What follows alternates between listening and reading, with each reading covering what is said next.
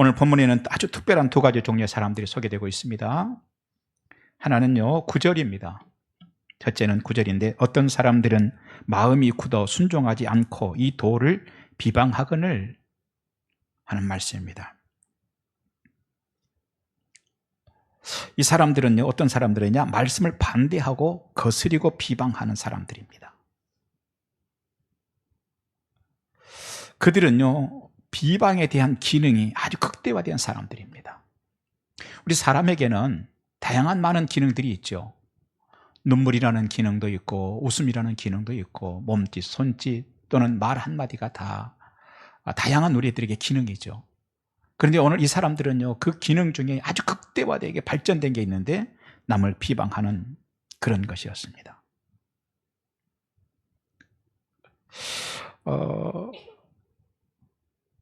우리에게는 많은 그런 기능들이 있는데 특별히 눈물은요, 슬픔을 나타내기도 하고 또 기쁠 때도 눈물이 있죠. 간절한 무엇이 있을 때도 사실은 눈물이 있습니다. 그런 것들을 나타내는 기능이죠. 제가 얼마 전에 우리 윤영선 집사님 병원에 가서 수면 내시경을 받았어요. 수면 내시경을 받는데 잠깐이니까 마취가 되더라고요. 하나, 둘, 셋, 그러니까 마취가 금방 되더라고요. 그런데 이거 마취해서 깨날 때 여러분 가급적이면 잘 아는 병원에는 안 가는 게 좋겠어. 어떤 사람들은 마취해서 깰 때요, 쌍욕을 하고 막 깨난대요. 그걸 잘 아는 병원이면 어떡하겠어요. 더군다나 저도 참 긴장이 많이 되더라고요. 더군다나 우리 교회에 출석하시던 윤영선 집사님 병원에 가서 간호사들도 저를 다 알고, 그런데 제가 담임 목사가, 최영선 목사가 깨나면서 막 쌍욕을 하고 깨나면은 어떡하겠어요. 그런데 이제 마취해서 드디어 깨는 겁니다.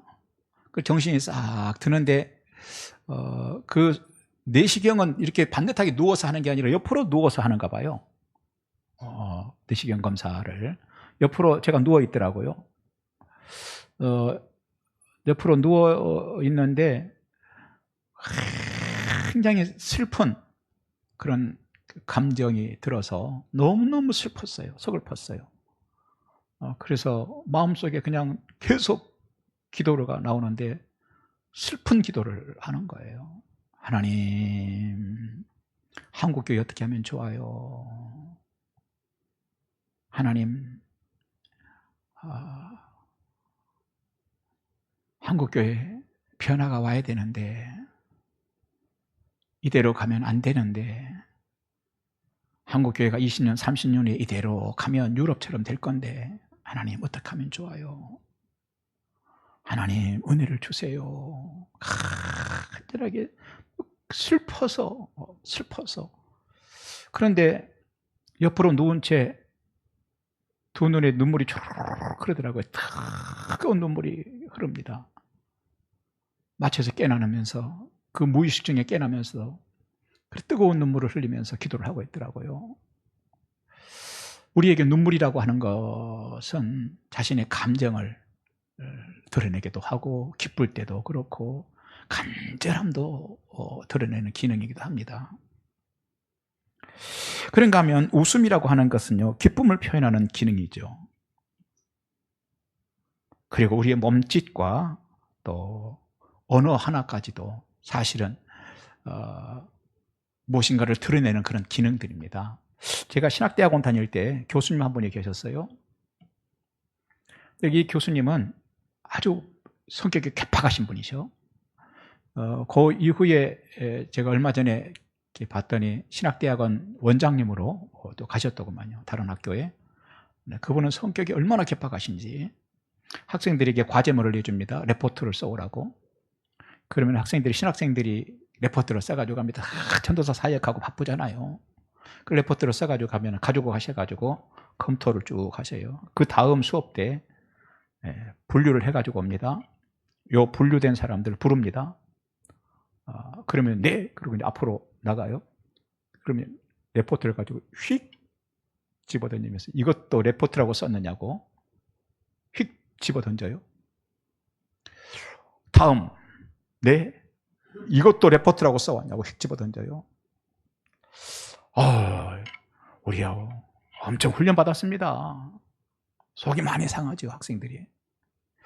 그런데 그 이후에도 그때 당시에 공부했던 학생들은요, 그 학교를 잘 안 가요. 가려면 혹시 갈 일이 있으면 그 교수님 있는지 확인하고 가더라고요. 있으면 안 가고, 볼 일이 있어도 그 교수님 없으면 가고 그렇더라고요. 우리의 몸짓 하나도, 사실 언어 하나도 우리의 감정과 우리의 인격과 이런 거 다 드러내는 그런 기능들이죠. 오늘 본문에 나오는 이 사람들, 어떤 사람들이에요? 비난과 헐뜯는 이 언어, 비난하고 헐뜯는 이죽거리는 언어들에 특화된 사람들이죠.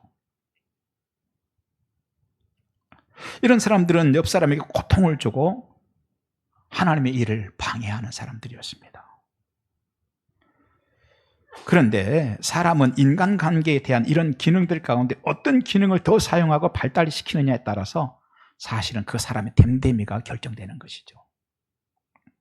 그러니까 오늘 성경에 보면은 이렇게 이죽거리고 비판하고 하는 언어가 발달된 그런 기능이 발달한 사람이 있는가 하면 또 한 가지 종류의 사람이 있죠.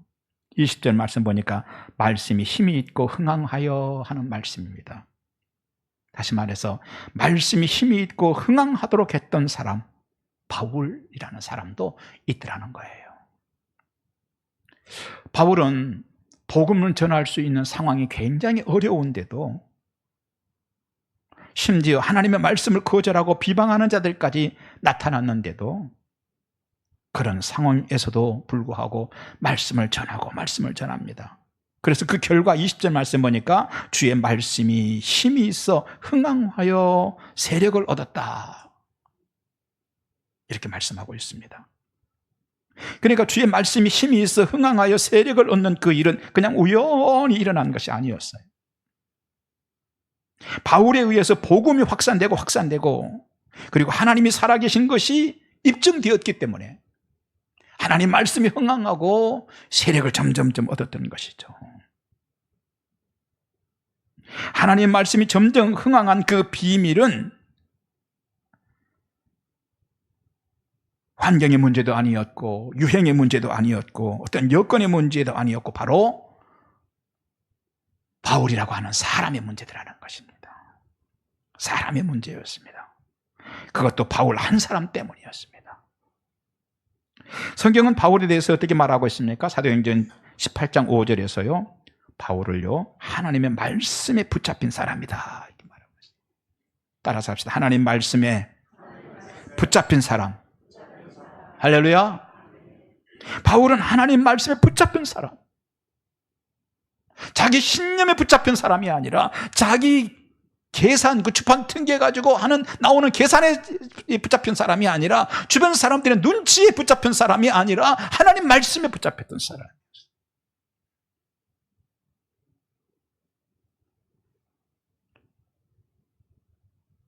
이런 사람 한 사람으로 인하여서 말씀이 흥황하고 점점 세력을 얻는 일이 일어났던 것입니다. 그리고 보니까 오늘도 우리 됨이 중요합니다. 그리스도인 됨이 중요합니다, 여러분. 목사 됨이 중요한 것이죠. 장로 됨이 중요한 것이고 안수집사 됨이 중요한 것이고 권사 됨이 중요한 것입니다, 여러분. 우리 됨이 중요합니다. 하나님 말씀이 흥황하는 비밀은요 거기에 있었던 것입니다. 목사가 숫자가 많기 때문에 하나님 말씀이 흥황한 게 아니에요. 교인들 숫자가 많기 때문에 하나님 말씀이 흥황한 것이 아니었어요. 하나님 말씀에 사로잡힌 사람이 있을 때 그때 하나님 말씀이 흥황했습니다. 비밀은 거기에 있는 것이죠. 우리도 말씀에 붙잡혀 믿음의 사람이 되어야 될 줄 믿습니다. 그렇게 되시기 바랍니다. 우리 옆 분들하고 인사하십시다. 그렇게 됩시다. 할렐루야. 네. 그래도 욕하는 것보다 훨씬 낫지 않아요? 그렇게 되자고 하는 일이. 그렇죠? 바로 말씀에 사로잡히는 분들이 되시기 바랍니다. 그리고 기도의 사람이 되시기 바랍니다. 전도하면서 평소 여러분 전도의 사람이 되시기 바랍니다. 헬스클럽에서 저 언니가 예수 믿고 구원 받으시래요. 사탕 심부름이라도 시키면서 평소 전도하려고 했던 그 어느 분처럼 이제부터 여러분도 그렇게 날마다 틈만 나면 전도하려고 하시는 분들 되시기 바랍니다. 여러분, 기도하는 한 사람이 기도하지 않는 한 민족보다도 위대한 것입니다. 기도하지 않는 한 민족보다는 기도하는 한 사람이 더 위대한 것입니다. 말씀에 사로잡힌 한 사람이 말씀을 이 땅에 흥황하도록 만드는 것입니다. 그런 사람이 역사를 뒤집고, 그런 사람이 이 모든 상황을 뒤집고 역사를 일으키고 기적을 일으키는 것입니다. 여러분, 말씀에 내가 사로잡혀야 합니다. 아멘. 그렇게 되시기 바랍니다. 그런 자들은 자신의 어떤 것보다도 자신을 사로잡은 말씀의 힘이 더 세집니다. 자신의 어떤 것보다도 자신을 사로잡은 말씀의 힘이 더 세지는 거예요. 자신의 인간적인 욕심보다도 자신을 사로잡은 말씀의 힘이 더 세진 거예요. 자신이 처한 형편보다는 자신을 사로잡은 말씀이 더 힘이 더 세지는 것이죠. 그런 사람. 그러다 보니 바울은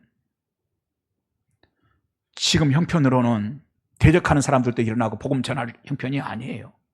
그런데도 이 말씀이 힘이 더 세지니까 형편이 힘이 세지고 자기 계산이 힘이 세진 게 아니라 말씀이 마음속에 힘이 더 세지니까 그럼에도 불구하고 복음을 전하더라는 거예요. 오늘 본문에는 바울이 복음 전하는 것이 어려움에 봉착합니다. 하지만 말씀에 사로잡힌 사람은 말씀이 더 힘이 세지기 때문에, 할렐루야, 그래서 복음을 전합니다. 그는 말씀에 사로잡혀 복음을 전하죠. 능력은요, 그때 나가기 시작하는 거예요. 능력은 그때 나가기 시작하는 것입니다.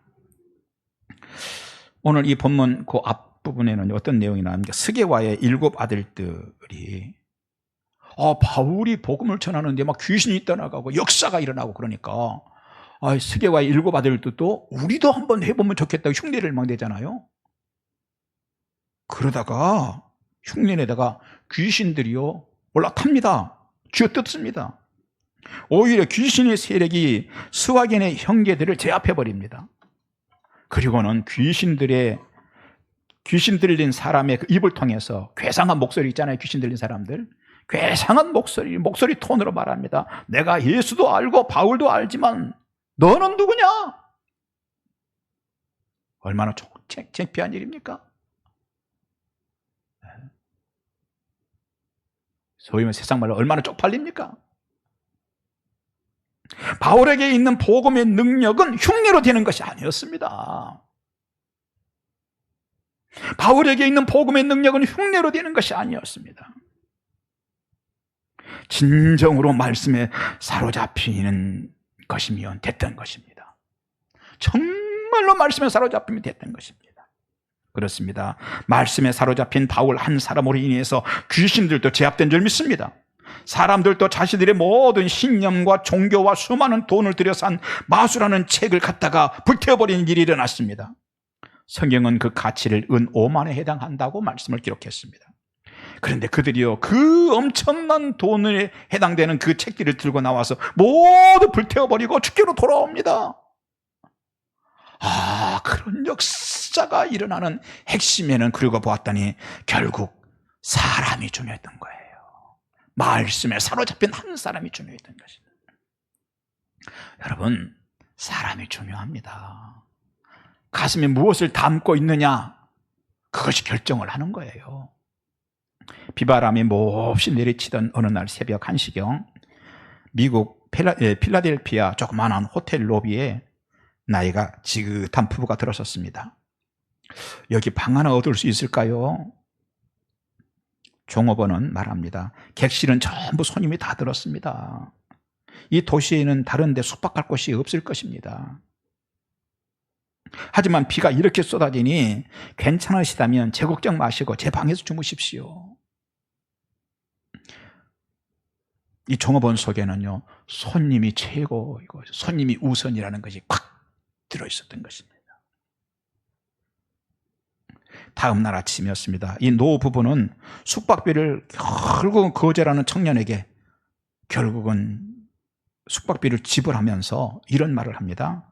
당신은 미국에서 제일 좋은 호텔의 사장이 되어야 할 경영력 정신이 있습니다 라고 말을 합니다.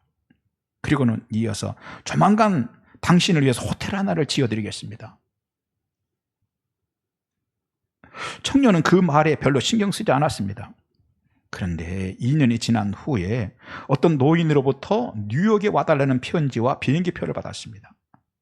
그는 뉴욕 시내 중심가에 거대하게 신축한 대리석 으리으리한 호텔로 인도가 되었습니다. 들어갔더니 놀랍게도 그 호텔에는 그 노인 두 분이 앉아 있었습니다. 그리고는 그 노인이 젊은이를 향해서 이 호텔은 당신이 경영하도록 내가 지은 호텔입니다 라고 합니다. 그 사람이, 이 젊은 사람이 누구냐? 조지 C. 볼트라는 사람이었습니다. 이 사람은 벼락에 맞은 듯이 넋을 잃고 있었습니다. 그 노인이 어떤 사람이냐? 윌리엄 와돌프 아스토라고 하는 당시의 호텔업의 아주 최고 경영자, 최고 대단한 사람이었습니다. 그 호텔은 당시 유명한 어떤 호텔이었느냐? 와돌프 아스트리아 호텔이었던 것입니다. 가난한 조지 C. 볼트였는데 그의 가슴 속에는 손님이 먼저라는 생각이 늘 가득 차 있었습니다. 여러분, 인생은 자신 속에 무엇이 들어있느냐에 따라 달라질 수 있다는 것입니다. 오늘 여러분도 살아있는 말씀을 담으면 여러분을 통해서 어떤 일이 일어날지 모르는 것입니다. 오늘 이 설교를 듣는 사람들 가운데 그런 사람들이 10명이 될지 30명이 될지 100명이 될지는 모르겠습니다. 그런 일이 일어나시기 바랍니다. 여러분, 말씀을 담자고 그랬는데 말씀이 뭡니까? 어떤 내용인가요? 성경 말씀이 너무 많으니까 제가 중요하다고 생각하는 거, 성경 말씀에 근거해서 말씀을 드리겠습니다. 하나님은 여러분의 생사화 복을 주장하십니다. 이것이 말씀 내용입니다. 하나님은 여러분들이 죽고 살고 화가 당하고 복을 받고 하는 것들을 결정하시는 분이세요. 운명이 나를 결정하는 게 아닙니다. 재수가 나를 결정하는 게 아닙니다. 내가 뭔가 좀 이렇게 좀 하면 뭔가 되겠지, 그것이 결정하는 게 아닙니다. 하나님께서 생사화복을 주장하시는 것입니다. 그런가 하면 하나님이 여러분 인생의 주인이십니다. 성경 말씀 많이 있는데요, 제가 요약해서 하나님 말씀을 지금 전해드립니다. 어떤 말씀을 담아야 될까? 하나님이 여러분 인생의 주인이십니다. 우리가 예수 믿으면 어떤 일이 일어납니까? 예수 믿고 구원 얻는 일이 일어나죠. 어떤 사람들은요, 그것으로 그만이죠. 나 예수 믿고 이제 천국 가게 됐어요. 그것으로 만족하고 그것으로 끝납니다. 그러나 하나님께서 우리에게 요구하시는 게 있습니다. 예수 믿고 천국 가는 백성 되는 것도 중요하지만 또 한 단계 네가 넘어야 할 산이 있다는 것입니다. 뭐냐? 네 인생의 주인이 하나님으로 바뀌어야 된다는 것입니다. 너의 인생의 주인이 하나님으로 바뀌어야 된다는 것입니다. 내 인생을 내가 주인 돼가지고 내가 원하는 대로 끌고 가는 것이 아니라 주인이신 하나님께서 원하시는 대로 내 인생을 끌고 가고 싶은 소원이 있는가 하는 거예요. 내 인생은 주인이 나인가 하나님인가 하는 것입니다. 하나님께서 우리에게 원하시는 것은 너의 인생의 주인이 너에서 너 내려오고 하나님이 된다는 말씀이 있습니다. 그런가 하면 어떤 말씀이 있습니까? 예수께서 여러분의 죄를 덮어서 용서해 주시기 위해서 여러분 대신 십자가에서 죽으셨다는 말씀이 있습니다. 죄는요, 갚아서 갚아지는 게 아닙니다. 죄는 용서받아서 없어지는 것입니다. 그런데 여러분이 지은 죄를 주님이 용서해 주시기 위해서, 값을 치르기 위해서 십자가에 죽으셨다는 것을 받아들이는 것이죠. 이것이 말씀을 가슴에 담는 것입니다. 그런가 하면 여러분의 죄는 회개하면 용서받을 수 있다는 말씀도 있습니다. 여러분, 회개하면 용서받을 수 있습니다. 믿습니까? 그런가 하면 어떤 말씀이 있습니까? 오늘도 하나님은 여러분을 사랑하신다는 것입니다. 혼자인 것처럼 느껴집니까? 아무도 내 편이 없다고 생각되십니까? 성경 말씀은 그렇게 말하지 않습니다. 네 편이 있다는 것입니다. 하나님이시라는 것입니다. 이것을 가슴에 담아야 된다는 것입니다.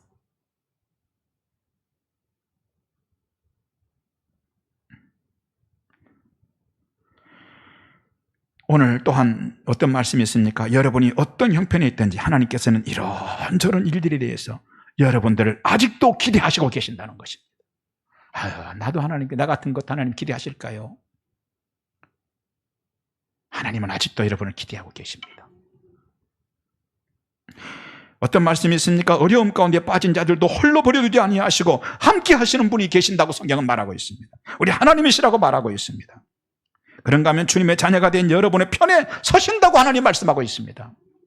하나님은 여러분의 편이십니다. 하나님은 여러분을 격려하십니다. 하나님은 여러분이 잘못한 것이 있으면 책망하시기도 용서하실 준비도 되어 있습니다. 이번 주에도 나가서 주변 사람들에게 당신도 예수 믿어야 한다고 전하면 그들이 생명의 길로 돌아오게 하시겠다는 약속이 말씀되어 있습니다. 오늘 여러분이 주를 위해서 수고하고 헌신하는 것들을 주님 기억하신다는 말씀도 있습니다. 오늘 이런 말씀들을 간추려서 말씀을 드렸습니다. 아멘으로 받으시고 가슴에 채우시기 바랍니다. 하나님 말씀으로 가득하시기 바랍니다. 말씀은 진짜 힘이 있습니다. 말씀은 진짜 능력이 있습니다. 그런 말씀이 마음에 담겨 있으면 그 말씀이 여러분의 인생에서도 힘을 쓰기 시작할 것입니다. 여러분 말씀으로 충만하시기 바랍니다. 그러면 어떤 일이 일어납니까? 오늘 본문에서 있죠.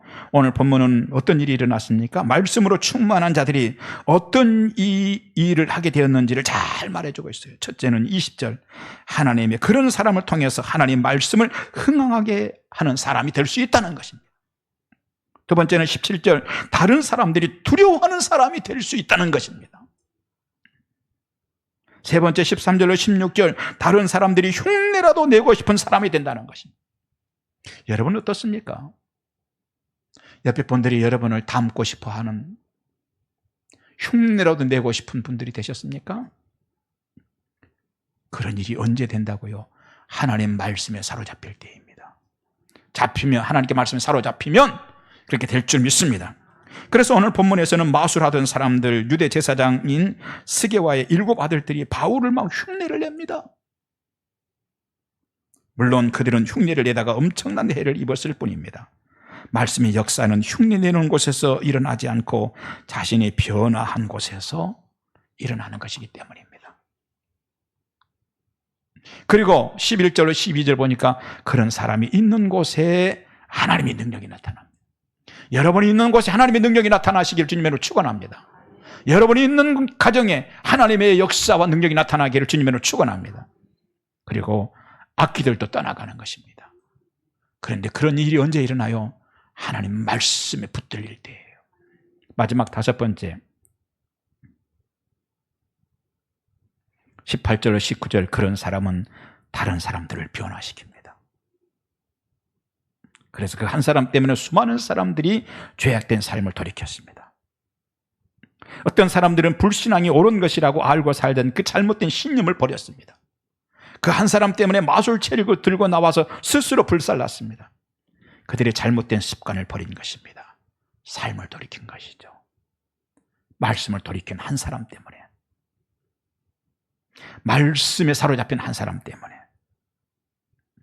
그렇습니다. 말씀 때문에, 말씀에 붙들린 자들은 역사를 뒤집고 사람을 바꾸고 기적을 일으키는 것입니다. 그것이 본문에서 바울의 모습입니다. 존 뉴턴은 지중해를 오가는 상선의 선장이었던 아버지를 통해서 11살 때부터 선원이 됐습니다. 어렸을 때는 경건한 어머니의 영향으로 신앙적인 훈련을 잘 받았습니다. 그런데 7살 때 어머니가 폐병으로 돌아가시고 난 후에는 선원들과 어울리면서 성격도 거칠고 삐뚤어지기까지 했습니다. 난폭한 성격으로 모든 사람들로부터 미움을 받고 살았습니다.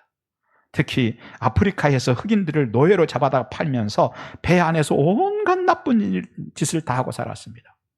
그러던 중 배에서 토마스 아캠퍼스의 그리스도를 본받아라는 책을 우연히 읽게 되면서 오랫동안 가슴속에 담겨있던 어머니의 기도 소리와 찬송 소리를 다시 떠올리기 시작했습니다. 눈물로 회개하며 지금까지 모든 삶을 청산하고 회심하여 새 출발을 합니다. 그리고 사명을 받아서 목사의 길을 가기 시작했습니다. 그러던 중 그가 회심한 지 29년 되던 어느 날 찬송가 나 같은 죄인 살리신 나 같은 죄인 살리신 그 가사를 미국 민요에 붙여 부르기 시작했습니다.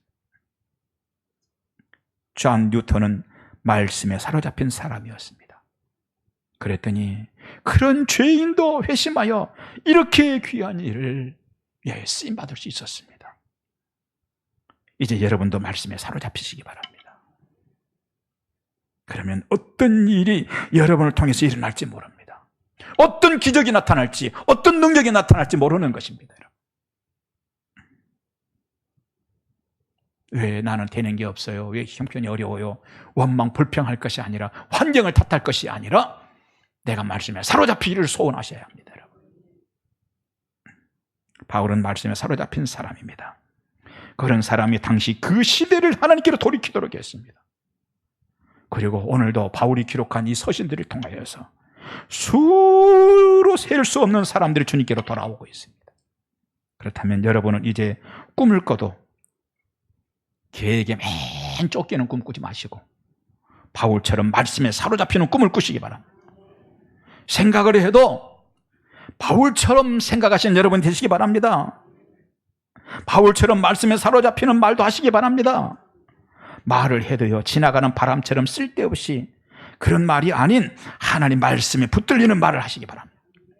노래를 불러도 비참한 내 신세 타령이나 욕망적인 노래가 아닌 찬양의 노래가 있기를 바랍니다. 누구든지 말씀으로 충만해져서 성도다운 성도가 되면 그 사람 통해서 역사가 일어날 줄 믿습니다. 그리고 주변의 사람들에게도 좋은 영향력을 그가 미치게 될 줄 믿습니다. 누가복음 15장의 이야기죠. 어느 날 집을 나갔던 아들이 돌아왔습니다. 기가 막히는 모습입니다. 온갖 더러운 것들을 뒤집어 썼습니다.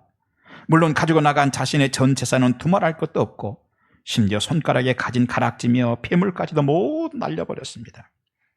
발에는 신발도 신지 못했습니다. 그런 아들이 돌아왔습니다. 하지만 그런 아들이라도 돌아오던 날 수많은 사람들에게 기쁨을 주었습니다. 그런 아들이라도 돌아오던 날 수많은 사람들에게 기쁨을 주었습니다. 특히 아버지는 자식이 죽었다가 살아왔다고 기뻐 춤을 춥니다. 그렇습니다. 한 사람이 살아나면 모두가 즐거워하는 것입니다. 그리고 잔치를 열어서 얼마나 많은 사람들이 와서 그날 즐거워하고 기뻐합니까? 그것처럼 한 사람이 말씀으로 충만하면 말씀이 그 사람을 사로잡고 그 사람에게서 어떤 것들을 이겨내는 힘을 줄 줄 믿습니다. 다른 사람들이 두려워하는 사람이 될 줄 믿습니다. 다른 사람이 흉내라도 좀 내고 싶어하는 사람이 될 줄 믿습니다. 하나님의 능력이 나타나고 심지어 귀신들도 떠나가는 역사가 일어날 줄 믿습니다.